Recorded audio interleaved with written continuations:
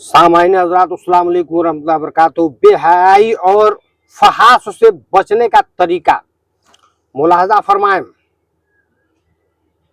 पहला, वह नौजवान जो गैर शादीशुदा होने के बिना पर इस अमल में मलऊस है, उन्हें चाहिए कि अगर निकाह की कुदरत है तो फौरी तौर पर निकाह कर ले, बेहयाई से बच जाएगा इंशाअल्लाह तबारक ताला। इस बात को कुरान में यूं बयान किया गया है, वह अनकेहुल अयामा मिन्नकुम वस्सालिहीन मिन इबादिकुम व इम्माइकुम इन यकुनूरू फुकरा व युगनिहिम मुल्लाहु मिन फज़लिही वल्लाहु वासिउन अलीम। सूरह अल-नूर 32। यानी तर्जुमा, और निकाह करो अपनों में उनका जो बेनिकाह हो, ख्वाह मर्द या औरत, कुंवारे या बगैर कुंवारे, और अपने लायक बंदों और कनीजों का। अगर वह फकीर हो तो अल्लाह उन्हें गनी कर देगा अपने फजल के सबब, और अल्लाह हुआ सेहत वाला, इल्म वाला। यहाँ वाजे तौर पर बयान कर दिया गया है कि अगर कोई इस बिना पर निकाह नहीं करता कि वह माली तौर पर मुस्तहक नहीं, या उसके माल में कुछ कमी है, तो अल्लाह उसे अपने फजल से गनी कर देगा। इससे अगली आयत में यह बयान किया गया है, वल इस्ताफिल्लज़ीना ला यज़िदूना निकाहन हत्ता युगने यहुमुल्लाहु मिन फज़लिही। यानी और चाहिए कि बचे रहें वह जो निकाह का दूर नहीं रखते, यहां तक कि अल्लाह ने मुकद्दर वाला कर दे अपने फजल से। यहाँ उन लोगों को हिदायत दी गई है कि जो लोग निकाह के बिल्कुल ही ताअत नहीं रखते, वह इंतजार करे यहाँ तक कि अल्लाह उन्हें उस काबिल बना दे। लेकिन यहाँ एक लतीफा शायर है कि ऐसे लोग जो किसी वजह से निकाह नहीं कर पा रहे हैं, उन्हें यह नहीं कहा गया कि वह जिना का रास्ता अख्तियार कर ले या फाहश मुनाजरा देखकर अपनी ख्वाहिश को पूरा कर ले, बल्कि नहीं, वाजिया तौर पर बताया गया है कि वह पाक दामन अख्तियार करें और अपने दामन को हर किस्म की गलाजत से पाक रखें। यह पाक दामनी किसी तरह अख्तियार की जाएगी, उसका हल उस हदीस में बयान किया गया है कि जो कुंवारे लोग हैं वह निकाह कर लें, और अगर उसकी इस्तात नहीं तो रोजे रखे, क्योंकि रोजा सहूत कम करता है, हदीस में आता है। हजरत अलकामा रज़ी अल्लाह ताला अन्हुमा कहते हैं कि मैं हजरत अब्दुल्ला बिन मसऊद रज़ी अल्लाह ताला अन्हु के साथ चल रहा था, तो उन्होंने कहा कि हम नबी सल्लल्लाहु अलैहि वसल्लम के साथ थे। आपने फरमाया कि जो शख्स महर अदा करने की सलाहियत रखता हो तो वह निकाह कर ले, इसलिए कि वह निगाह को नीची करता है और शर्मगाह को जना से महफूज रखता है, और जिसको उसकी ताकत न हो तो वह रोजे रखे, इसलिए कि रोजा उसकी खुशी बना देता है। दूसरा यह है कि वह लोग जो शादीशुदा होने के बावजूद फहाश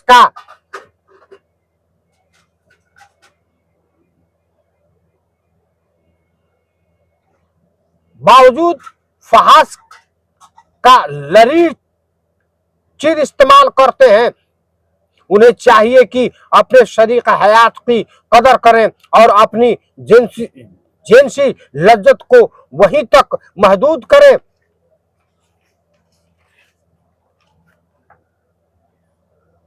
से काबिल में वह पाकीज़गी पैदा होगी जिसका नाम अल बदल आरिया महदूद हरगिज़ नहीं हो सकता।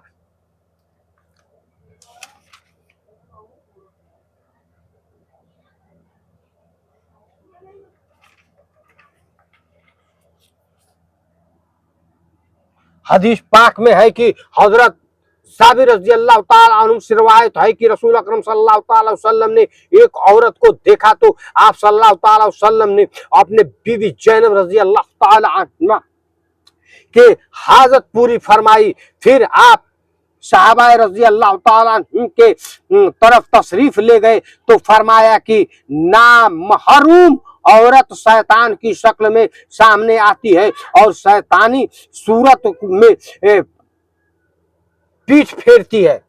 फिर जब तक मैं तुम में से कोई किसी औरत को देखे और उसके हुस्न और जमाल से मुतासर हो जाए तो अपनी बीवी के पास आ जाए। सामाइन बयान को फैलाएं। बड़ी कसरत से, बड़ी मेहनत से हम ढूंढ ढूंढ करके बयान आप सब हजरात के सामने लाते हैं। तीसरा यह है कि निगाहों की हिफाजत करें, ख्यालात में पाकीज़गी पैदा करें और यह उसी वक्त मुमकिन होगा कि आप इस माहौल में रहें जहां फाक्स मवाद न पाया जाता हो। चुनांचे इंटरनेट जरूरत के तहत इस्तेमाल करें। कंप्यूटर, लैपटॉप या कोई और डिवाइस बैग में इस्तेमाल करें, यानी इस तरह की लोग बआसानी आते जाते उसे देख लें। इस झिझक से भी उस माहौल से निजात मिल सकती है। चौथा वो है कि मकामात जहां नामहरूम से मुलाकात की अमकानात ज्यादा होते हैं वहां सूरह नूर की आयत के मुताबिक लड़के और लड़कियां एक दूसरे से मिलने में एहतियात रखें। सबसे पहले तो निगाहों में पाकीज़गी हो, शर्मगाहों और सत्र को अच्छी तरह से ढांप कर रखें हो। और तीसरा यह कि कोई ऐसा अक़दाम न किया जाए जो जिनसी इस्तेमाल का सबब बने या हिदायत मर्द और औरत दोनों के लिए है। किसी भी फहाश और बेहयाई का अर्तक होने की सूरत में अपने ऊपर जुर्माने का निजाम नाफज करें, यानी अगर आपसे कोई इस किस्म का काम हो जाता है तो खुद माली या बदनी सूरत में जुर्माना अदा करें। मिसाल की तौर पर यह तय कर ले कि अगर कोशिश के बावजूद अगर कोई फहाश साइट आपने देख ली तो अपनी आमदनी का कुछ हिस्सा अल्लाह तबारक तआला के राह में खर्च करें। ये ऐसा हो जाने की सूरत में उस पर सख्ती से अमल करें। इसके अलावा जुर्माना यह भी हो सकता है कि आप खिलाफत वर्जी पर रोजा रखें या 10 रकात नमाज अदा करें वगैरह, लेकिन जुर्माना मुकर्रर करने में काफी समझदारी की जरूरत है। जुर्माना न तो इतना हल्का हो कि नफ्स को कुछ फर्क ही न पड़े और न ही यह इतना भारी हो कि उस पर अमल करना ही मुमकिन न हो। इस हिदायत के बावजूद गुनाह का सरजू हो जाना मुमकिन है।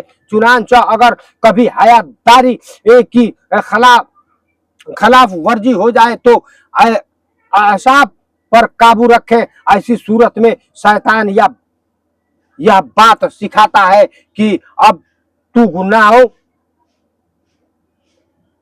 हो ही गया है और रब नाराज हो ही चुका है तो क्यों ना खुल करके गुनाह किया जाए। किसी गुनाह के सरजुद होने के बाद मायूस न हो फरअज ज़बात का गालबा खत्म होने के बाद अल्लाह की जानिब रुजवी करें। इसका तरीका यह है कि 2 रकात नमाज पढ़ करके अल्लाह से माफी मांग ली जाए, या भर जुबानी अल्लाह से तौबा करके आइंदा न करने का अहद किया जाए। अगर इस अहद की खिलाफ वर्जी नफ्स के तकाजों के तहत बार बार हो जाए तो बार बार तौबा की जाए, क्योंकि तौबा करने की सूरत में वापिस का अमकान है, जबकि तौबा और इस्तगफार छोड़ देने की सूरत में वापिस का अमकान नहीं बचेगा। छठवां यह है कि खुद को मसरूफ रखें और ज्यादा से ज्यादा समस्त सरगर्मियां शुरू करें। इस्लामी दीनी किताब का मुताला करें, अच्छे लोगों की सोहबत अख्तियार करें, गरीबों, यतीमों और बेवाओं की इमदाद के लिए अपने को मसरूफ रखें। सामाईन हजरात, बयान को फैलाने की कोशिश करें ताकि और भी भाई बहन नसीहत लें। तो भाई सब्सक्राइब ना किए हैं, बहन सब्सक्राइब नहीं किया, सब्सक्राइब कर लें। अपने भाई को अपने दुआओं से नवाजें। कोई दिली ख्वाहिश हो तो मैसेज में लिखें, इंशाअल्लाह तबारक तआला हम बयान करके आप तक पहुंचाने की कोशिश करेंगे। सातवां यह है कि जज्बात को भड़काने वाली फिल्म, ड्रामा, नाउल, साइट या रसाइल व ज़ारमद से बिल्कुल परहेज करें। आठवां यह है कि जिस्मानी मशक्कत करें और किसी खेल कूद या जिस्मानी वर्जिश में खुद को मसरूफ करें। नौवां यह है कि किसी भी मुश्किल सूरत में अहले इल्म और तजुर्बाकार लोगों से रिजवी करने में हिचकिचाहट महसूस न करें, यानी आलिम लोग से पूछा करें, जानकार से पूछा करें। सामाईन हजरात, बेहाई से बचने का मैंने आपके पास बयान भेजा। उम्मीद है कि आप सब हजरात को बयान पसंद आएगी। किताब से भेजा, उसका नाम है शर्म और हया, मुशायरा मगरबी तो कर देने वाली बातें हैं। आप सबसे अब इजाजत चाहते हैं, मिलेंगे फिर एक बयान के साथ। जो भाई बहन सब्सक्राइब ना किया सब्सक्राइब कर लें, अपने भाई को दुआओं से नवाजें। कमेंट में माशाअल्लाह सुभान अल्लाह लिख दे। कोई ख्वाहिश हो तो मैसेज में लिखें, इंशाअल्लाह तबारक तआला हम बयान वीडियो में अपलोड कर देंगे। मिलते हैं फिर एक नई बयान के साथ। वखरुदाना अल्हम्दुलिल्लाहि रब्बिल आलमीन। अस्सलाम वालेकुम व रहमतुल्लाहि व बरकातहू।